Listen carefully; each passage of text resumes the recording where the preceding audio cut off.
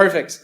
All right. So, as I said, our first half was really familiarizing ourselves with this idea of what ML interpretations look like. And these ML interpretations tell us when ML sentences are true or false, right? All the different kinds of ML sentences. The next part here is going to be talking to us about how we can use ML interpretations, what functions we can put them to. And the first thing to note is that with these kinds of tools in hand, we can define up a bunch of properties. So we can define up a ton of semantic concepts. And these concepts are very parallel to the ones that we had with TFL and with FOL. So we have our first concept being modally valid. Right? And modally valid, right? An argument is modally valid if and only if there's no world in any interpretation where the premises are true and the conclusion's false. So note that this is actually kind of a really souped up version of validity. And it's going to turn out to be kind of hard for an argument to be modally valid. Because it's got to be the case for any interpretation. So now we're going to see worlds as truth tables? Kind of, right? So the nice thing is, in some sense, worlds are basically truth tables. But they're truth tables that can kind of access each other. They're particular valuations. So really, if you like, it's as if we had rows of truth tables. That's what each world is. And then we're asking, can the rows kind of access each other? That's really what we're doing here when we talk about worlds and accessibility. Yeah?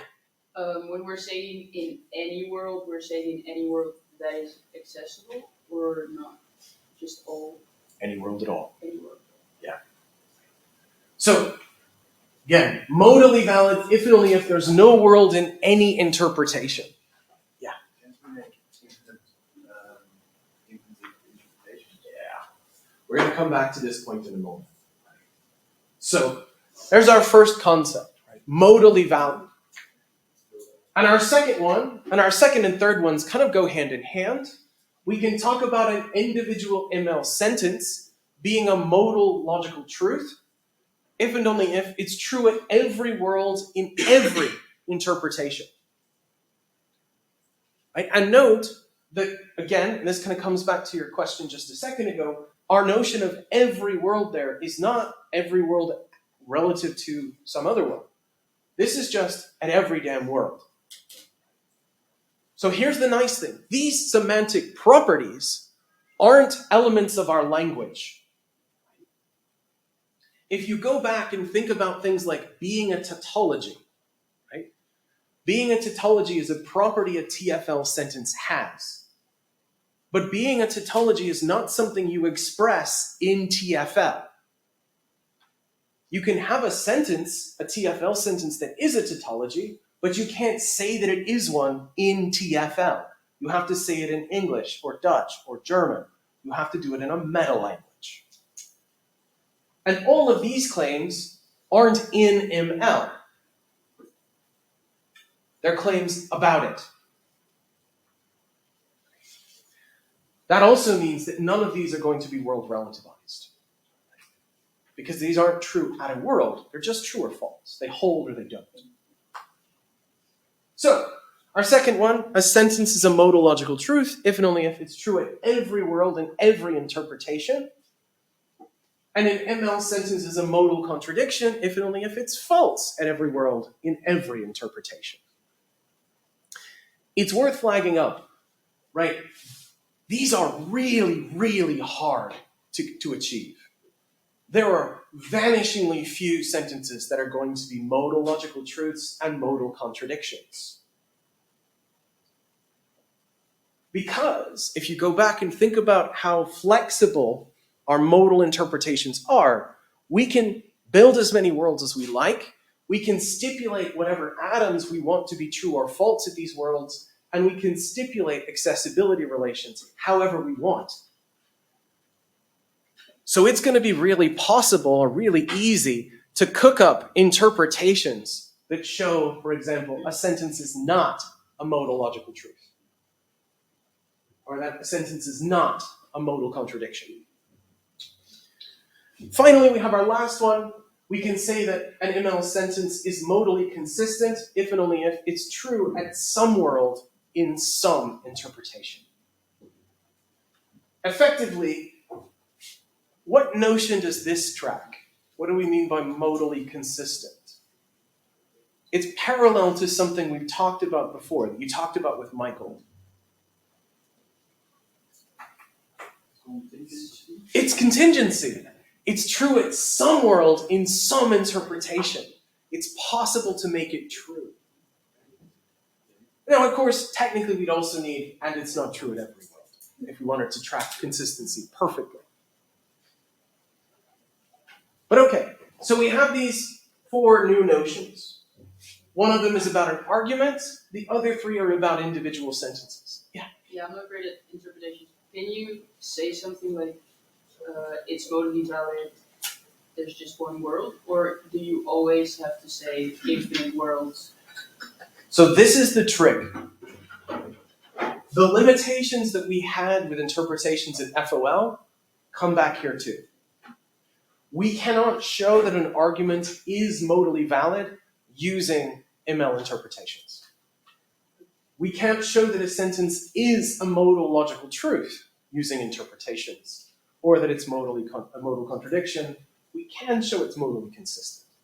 So when you are describing something's truth value, you are always describing it at all worlds. You cannot say at these worlds. Specifically. So importantly, when we're thinking about the truth value of relevant sentences, that's always relative to a world. But for these notions, it's looking at the whole, not just in one interpretation, but every possible interpretation you can build. So if we recall, way back in lecture 6, I think, Michael talked to you about the kind of limitations of FOL interpretations, the stuff you could do, right? So if you remember the last kind of actual question, there was the bonus question, but we'll put that aside. The last actual questions in the midterm. We gave you a sentence and asked for you to show that it's not a logical truth and not a contradiction. But you couldn't show that it is one. There's no way to do that using interpretations. Similarly, we asked for you to show that 2 sentences are not logically equivalent, but there's no way to show that they are. And we couldn't show that an argument, an FOL argument, is valid. All you could do was show that it was invalid, right? Remember? So we have the same issue here. You cannot show that an ML argument is valid. You can only show that it's invalid by constructing an interpretation that will make the premises true and the conclusion false. So this is actually the reason why we had to kind of go through the natural deduction. Because if you have an argument that is modally valid, the way you would have to show it is using the natural deduction system. You can't do it using the diagrams. But this tells us something that we can do with our diagrammatic interpretations, with the stuff we've been talking about.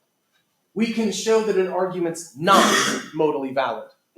We can show that a sentence is not a modal logical truth, and we can show that a sentence is not a modal contradiction. In that way, it parallels the kinds of things we could do before with FOL interpretations. But let's take on the next bit. So the other really nice thing we can do with ML interpretations is we can define up another notion, or another version of the double turnstile. So do we remember, Michael talked to you about this symbol, right? This double turnstile symbol represents something like entailment. Well, we're going to define up ML entailment. But of course, we're going to have 4 different versions of ML entailment. And the 4 different versions correspond to our 4 logical systems. And the difference between these systems, as I mentioned earlier in the first half, the whole difference is just about accessibility. Everything else stays the same. The worlds, the valuation function, all that's the same. All we change is the kind of accessibility relation we have in play. So I'll tell you these, and then we'll talk through them one by one. So K, our weakest modal logic. There's no restrictions on accessibility. You can draw arrows however you like between the boxes. So our earlier interpretation, cool. That's a version of K. The next strongest, T. T requires that accessibility is reflexive. So reflexive is a property relations can have, and it means that everything stands in the relation to itself. So in terms of accessibility, every world has to see itself. So in order for an interpretation to be an interpretation in T, every box has to have a looping arrow. If it doesn't see itself, then accessibility is not reflexive. So again, K, arrows however you want. T, well look, you at least have to let every world see itself.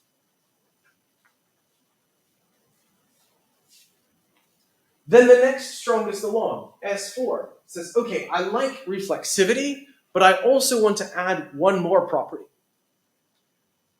S4 says accessibility needs to be reflexive and transitive. So transitive means that if A relates to B and B relates to C, then A relates to C. Is taller than is a transitive relation. If Nathan's taller than Amanda and Amanda's taller than Mira, Nathan is taller than Mira. The relation kind of passes along. Yeah? Does that also mean that both 3 can see both 1? No. It just means that if the antecedent is satisfied, then the consequent is 2. And again, you can kind of hear it with the is taller than, right? Nathan's taller than Amanda, Amanda's taller than Mira, Nathan's taller than Mira, but Mira's not taller than Nathan.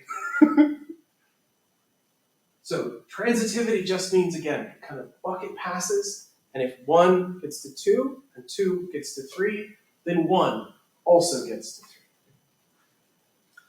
So again, reflexivity, everything stands in the relation to itself. Transitivity is this, hey, if 1 goes to 2 and 2 goes to 3, then you can go straight from 1 to 3. And our last system, S5, adds one final restriction. And the final restriction is, okay, I really like reflexivity and I like transitivity, but I also want symmetry. And symmetry is, if 1 stands in relation to 2, then 2 stands in it to 3. Sorry, Jesus, that's totally wrong. This is way off. Let me fix this. That should be W1.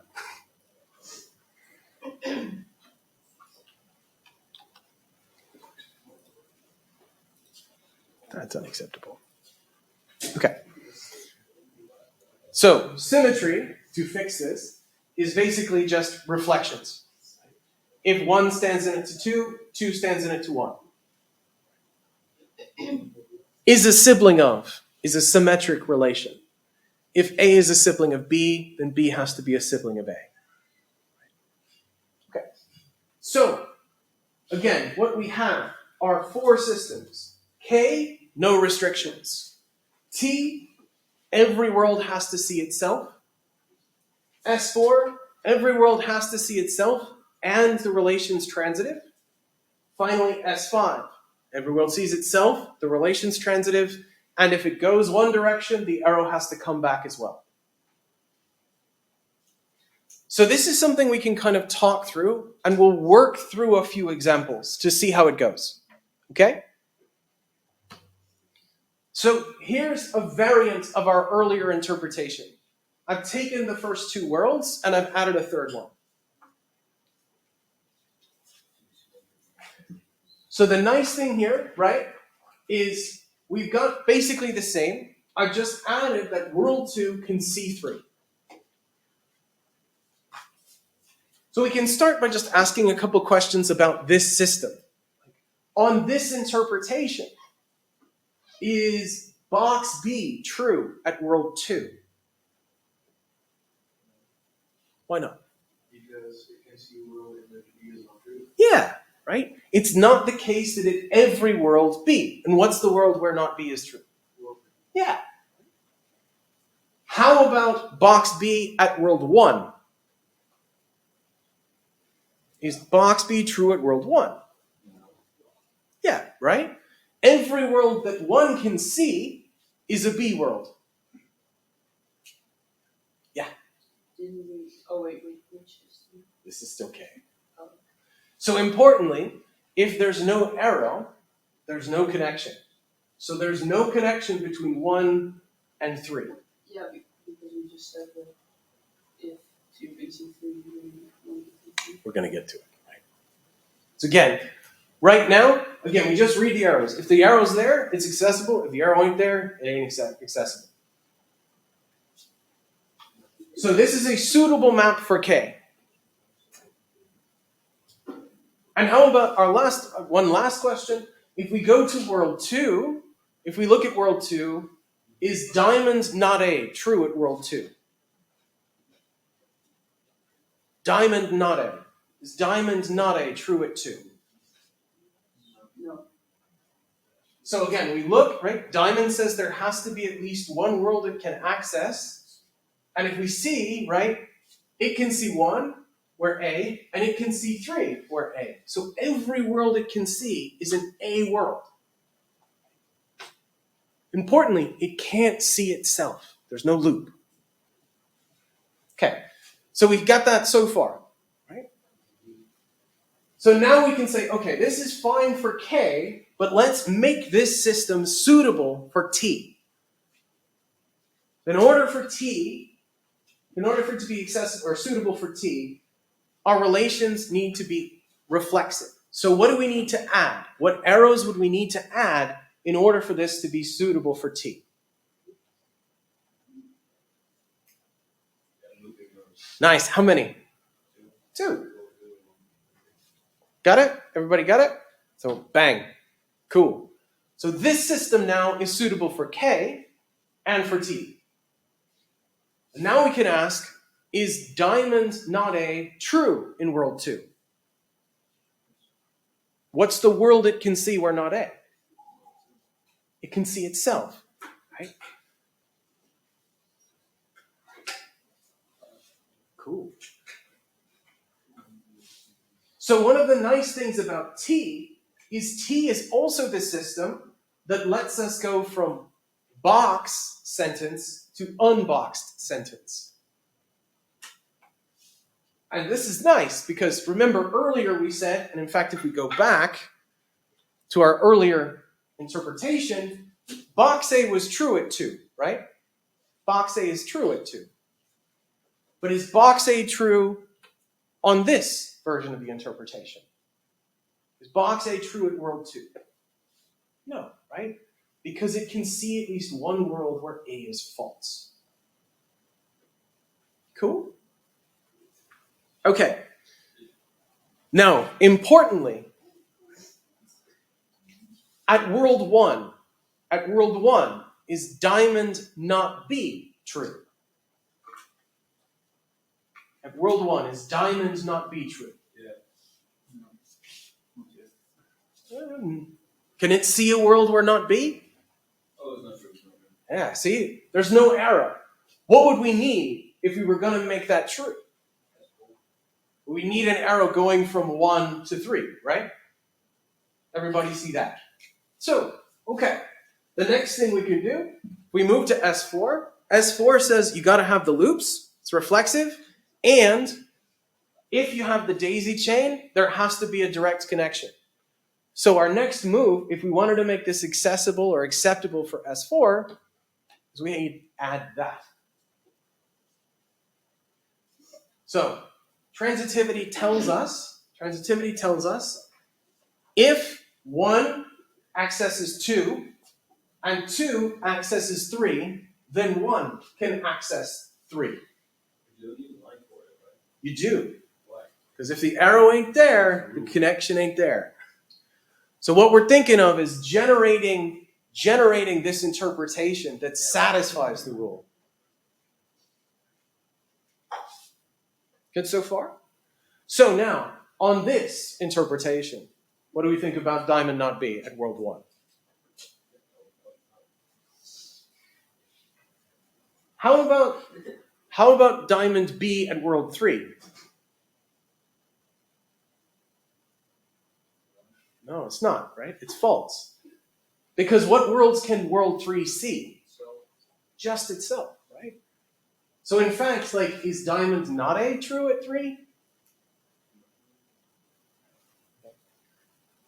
Which is weird. It's kind of weird. So we add one more thing, and this is the move to S5, right?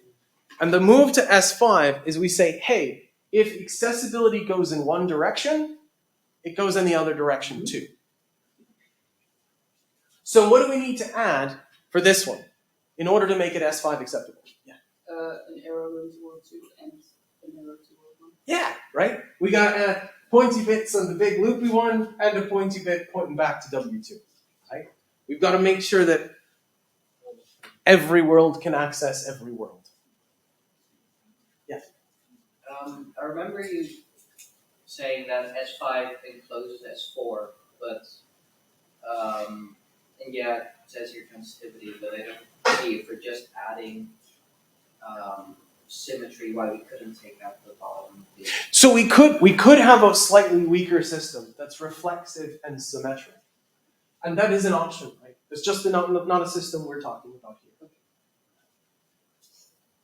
But yeah, so we could have an alternative system that has just reflexivity and symmetry. It's fine.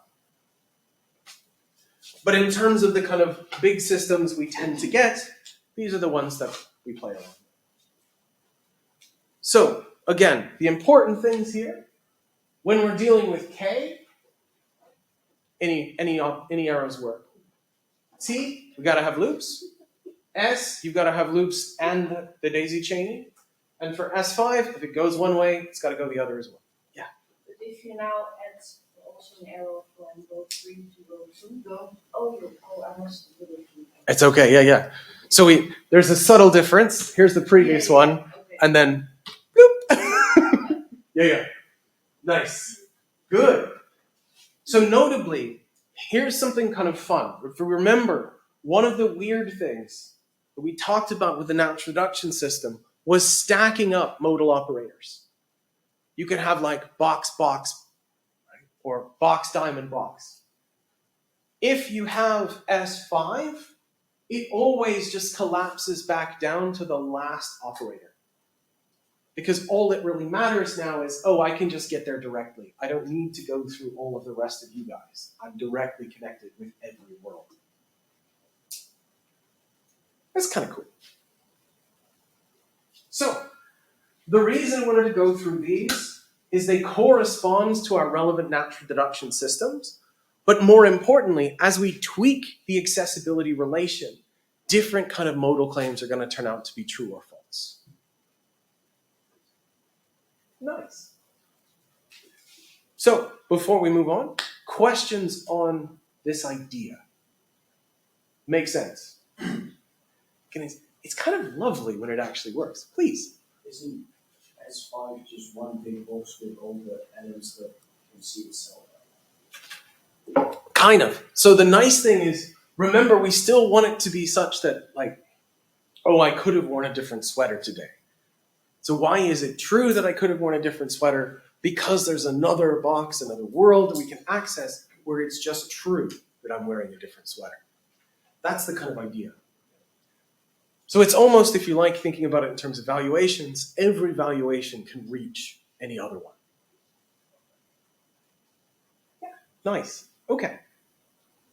Other questions? Feel okay? So in terms of, again, if I give you an interpretation, give you one of these diagrammatic interpretations, and then some modal sentences, you feel kind of confident in reading off whether the sentences are true or false? Okay. So the other nice thing we can do, as we said, I'm going to go back a few slides, is when we're thinking about these semantic concepts, we can construct interpretations that show they don't hold.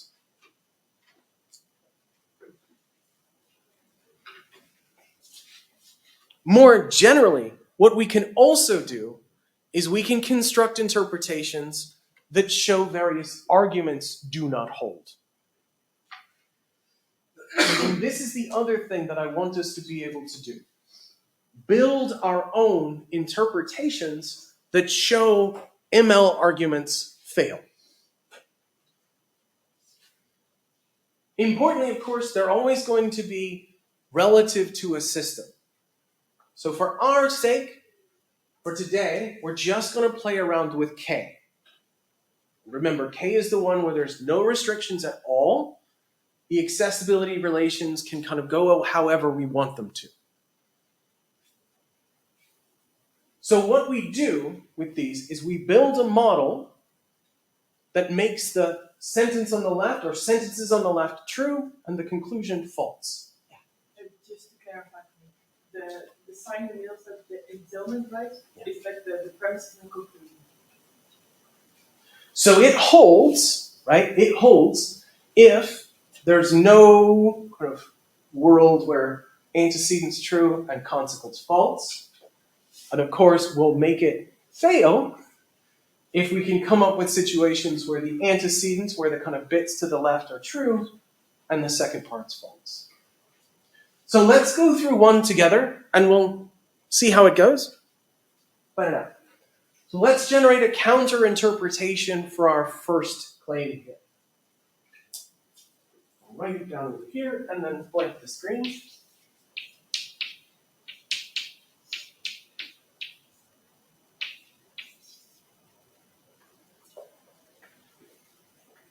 So let's blank this real quick.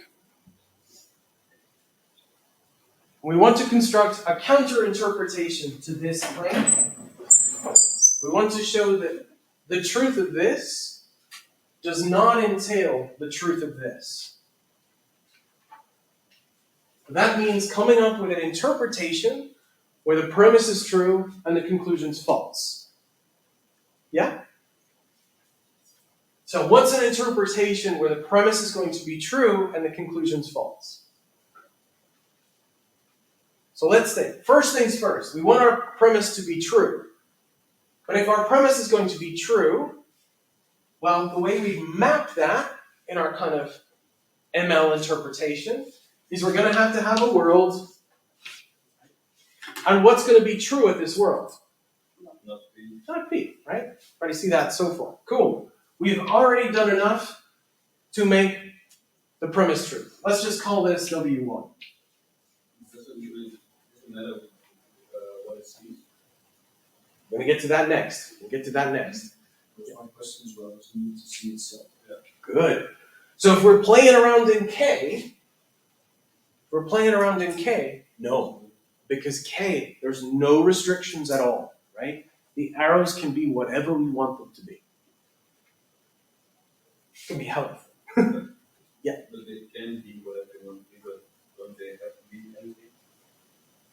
Don't have to be anything. There's no restrictions in K. So you can have a world that's just floating and doesn't see nothing. That's still true.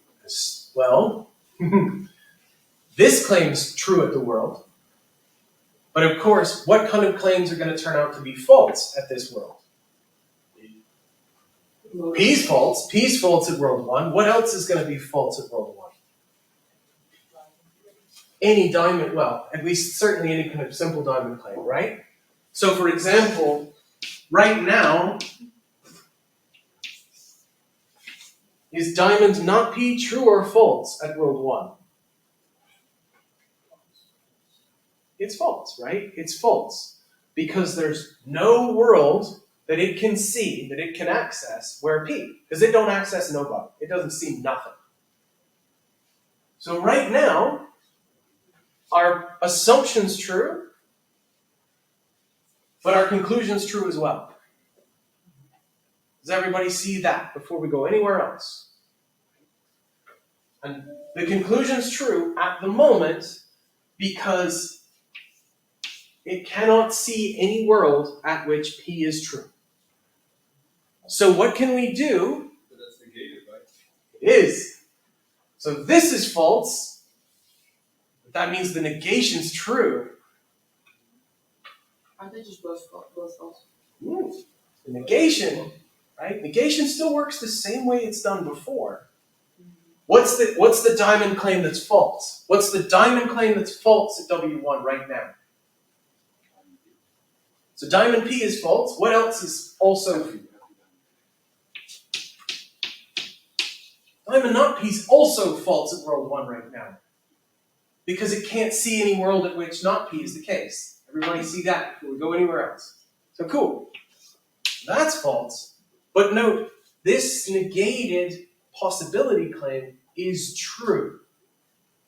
Because right now, this is false, which hits the flipper and makes it true. So we need to do something to reverse this. Do we just need to add a looping arrow? Oh, if it's a looping arrow, that's going to make this claim true.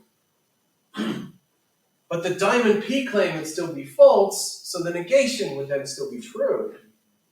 And we want to show that this doesn't hold. We're trying to prove a counter model. And the second world where P is true, and then the negation P sees that world.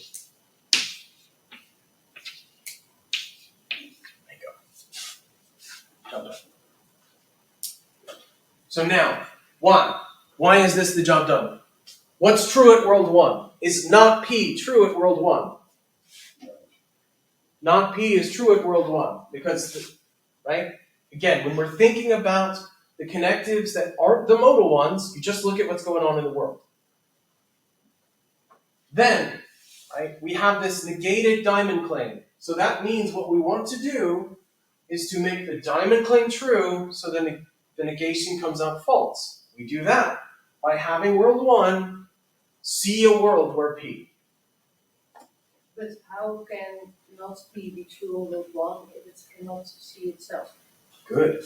So importantly, the seeing stuff only matters when we're talking about box and diamond claims. We do not care if it's any of the original connectives. It's kind of like, right, there's stuff that's going on, and then there's stuff that about what it can be like. And what it could be like has to be with what it can see. What it is, that has nothing to do with accessibility. It's the deep, dark thing here. Okay, so this model, right, this model is a counter-interpretation to this entailment claim. It shows that this argument is not modally valid. That is, it shows that there's at least one modal interpretation where the premise is true and the conclusion's false. Cool? So let's try another one. So this is a second one, also from book.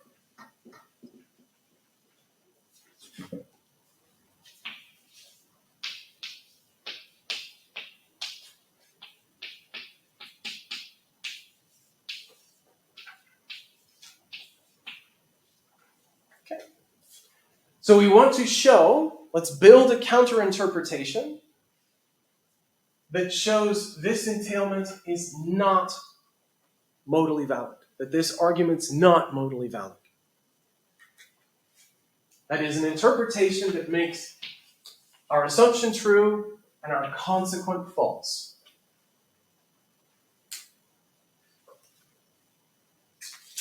And we're again in K, so we can draw the arrows however we want. So, how might we do this?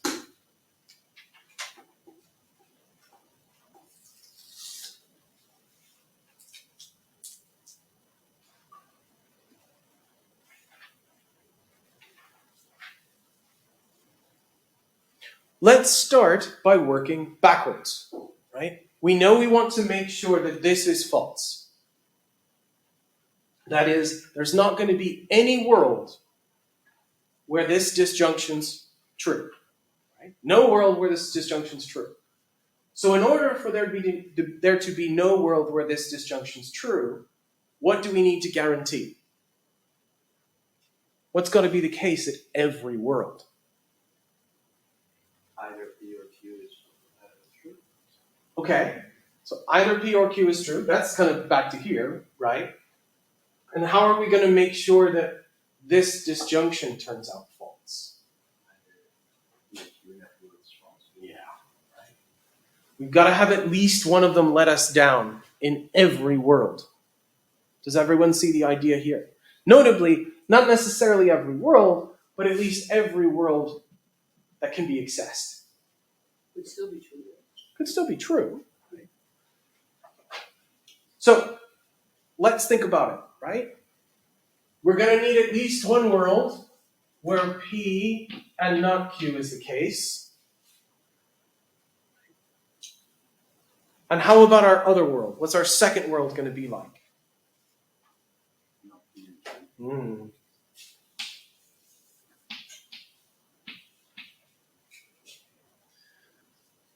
Now, note, with these two worlds, we haven't drawn the accessibility relations, but let's just check. At world, we'll call this one 1 and this one 2. Is P or Q true at 1? Is P disjunction Q true at 1? Yeah.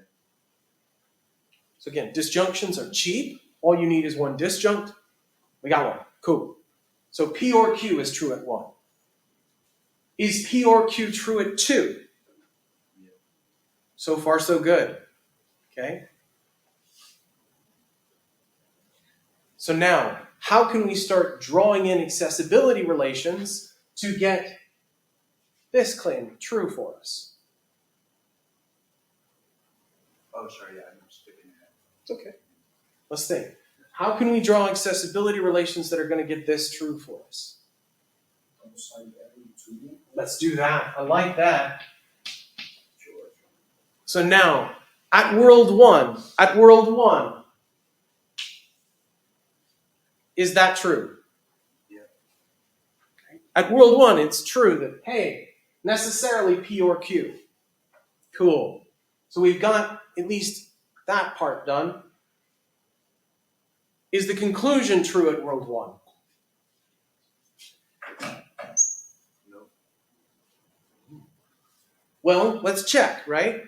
In order for the conclusion to be true, either one of the disjuncts could be true. So is box P true at world 1?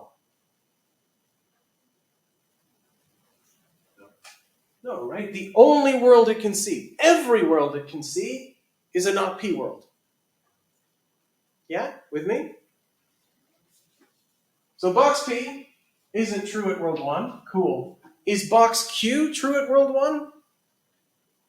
Yeah. Shit. Right? Because every world 1 can see is a Q world. Man. So what do we need to do to make sure that box Q's also false at world 1? Yeah! For which world? Yeah. The nice thing is it worked for either one. Do we see it? Please. It is also work if you have a box with just P or just Q. Good. So here's the trick. We've got to be careful. We want our worlds to be complete. So that is, we don't want to leave gaps. If we're going to deal with P and Q together, what we can assume at this is like Q's false here and P's false here. So that's how I would read that, right? And you can write it this way if you like, but it's slightly nicer just to put all of the information with the atoms in. But this is fine too, like, as long as you draw in the right arrows. So there you go. What do you do on both sides? Don't have to. It's just another way to go. So again, in this interpretation, this one that we built, We've shown that the antecedent here, the premise, is true, but the conclusion's false. This argument's not modally valid in K. Okay, do we see the kind of what we're doing here? It's tricky, but again, it's all coming back to this general idea. When we deal with the boxes and diamonds, we think about the accessibility relations. Please. World 2 also has to see itself, right? Or no? Doesn't have to. In World 2, we can claim that the conclusion is true. That's a good point. We can do that. Importantly, though, all we technically need is just one world that invalidates this claim. Because the entailment relation says we're true for every world and every interpretation. But go nuts. Okay, cool. We have the juice for one more? One more? Okay.